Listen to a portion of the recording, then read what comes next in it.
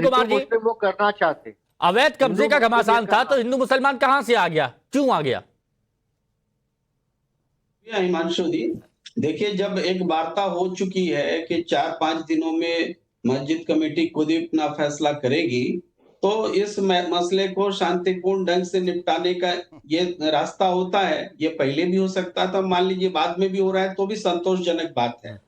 तो इस मामले को तो अब समझना चाहिए कि ये खत्म हो रहा है शांतिपूर्ण तरीके से। लेकिन इस पर जो एक बात, जैसे अभी नीतीश राणे जी का बयान सुना रहे थे, तो नीतीश राणे जी का बयान हेट स्पीच की कैटेगरी में आता है और इस स्पीच को बीप लगा करके कम से कम दिखाया जाना चाहिए, मेरा मत है, एक पत्रकार होने के नाते। तो ये मर्यादा टूट रही है। एक दूसरा प्रश्न भी आया कि दूसरे लोग भी बोलते हैं ऐसा। नसीम खान कांग्रेस के पहुंचे थे, वो भी पहुंचे थे। हाँ, मैं कह रहा हूं दूसरे लोग भी ऐसा बोलते हैं हेट स्पीच। तो हेट स्पीच पर एक्शन कौन लेगा? सरकार लेगी ना, संस्थान लेगी ना। क्यों ऐसे लगातार हेट स्पीच हो रहे हैं और कोई एक्शन नहीं हो रहा?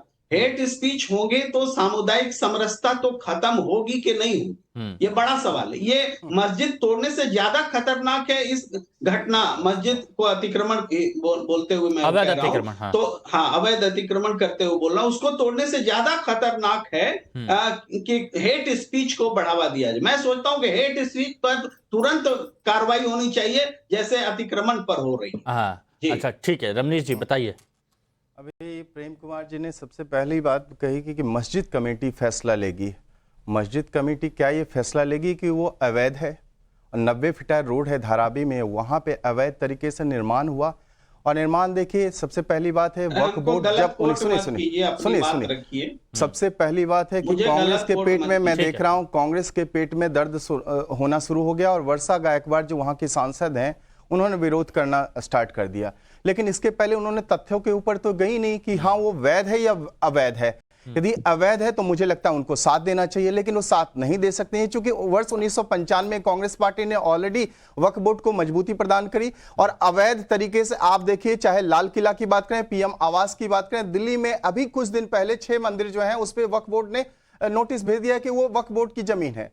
तो ऐसी जो है इस तरह की चीजें 1984 में खुद राजीव गांधी ने पंजाब और हरियाणा में हजारों एकड़ जमीन जो है उसको वक्फ बोर्ड को सुपुर्द कर दिया था। तो आज ये धारावी की घटना प्रकाश में आ जाता है तब ये सामने आता है। लेकिन ऐसे देश भर में कई ऐसे चौल साम्राज्य में जो ऐसे मंदिर थे उस पर भी वक्फ बोर्ड ने दावा ठोक दिया है। गोविंदपुर एक बिहार में एक गांव है, पूरे गांव को नोटिस चला गया है कि वो वक्फ बोर्ड की। तो मस्जिद कमेटी क्या वो इस तरह के भी फैसला ले सकती है? बिल्कुल भी नहीं ले सकती। रमनीश जी समझिए ना, इसमें बात वो है ही नहीं। सुनिए रमनीश जी, सुनिए ना, इसमें वो बात है ही नहीं। जो मस्जिद के जो ट्रस्टी थे, जो लोग थे, उन्होंने खुद ने माना कि हाँ भैया है, उसको हम 4-5 दिन में हटा देंगे। उन्होंने खुद ने माना, फिर इस पर हंगामा क्यों? बिल्कुल सही कहा आपने। यदि ऐसा ही फैसला मस्जिद कमेटी लिया करती तो मुझे नहीं लगता है कि रेलवे सेना के बाद सबसे ज्यादा वक्फ बोर्ड की जमीन होती। और सबसे बड़ी बात है, वक्फ बोर्ड की जमीन जो है वो मस्जिद कमेटी से भी जुड़ा हुआ है। तो मैं आपसे पूछना चाहता हूं हिमांशु जी, इस प्रश्न का आप ही जवाब दे दें मुझे।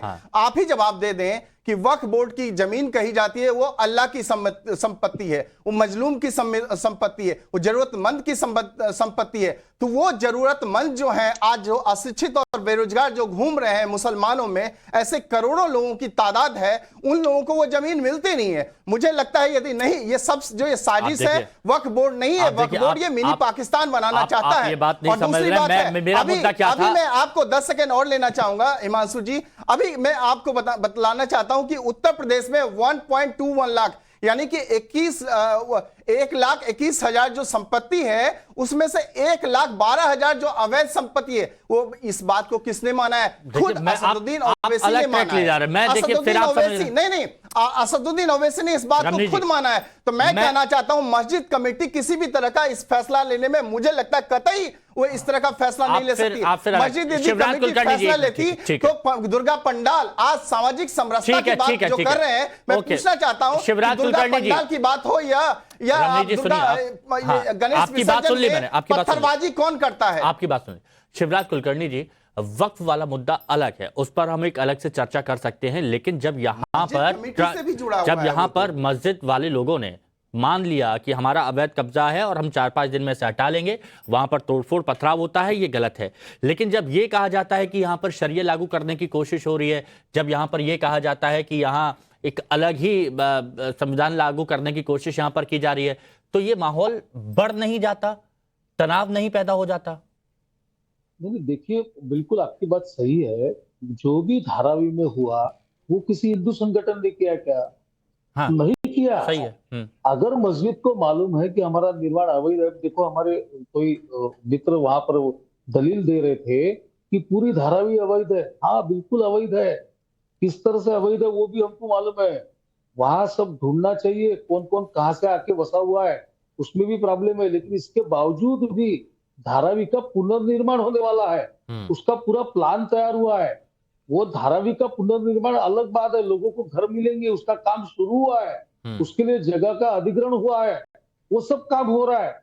ये नहीं बताते आप कि वहां पर अवैध रूप से बसे हुए लोगों को यही सरकार घर दे रही है। लेकिन बात जब मस्जिद की और मस्जिद की कमेटी कबूल कर रही है कि हमारा अवैध निर्माण हम हटाएंगे, एक बार नहीं, इसके पूर्व भी ये कार्रवाई का सिलसिला चालू हुआ था।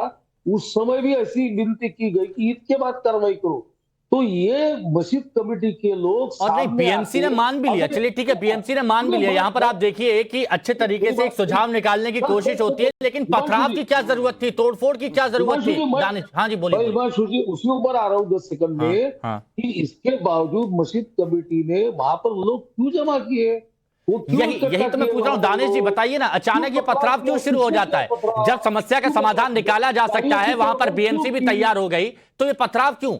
और हिमांशु जी, अच्छा कुलकर्णी जी, दानिश कुरैशी मेरा नाम है। कुलकर्णी जी, मैं अपनी बात, कुलकर्णी जी एक मिनट वक्त कम है। 10 सेकंड।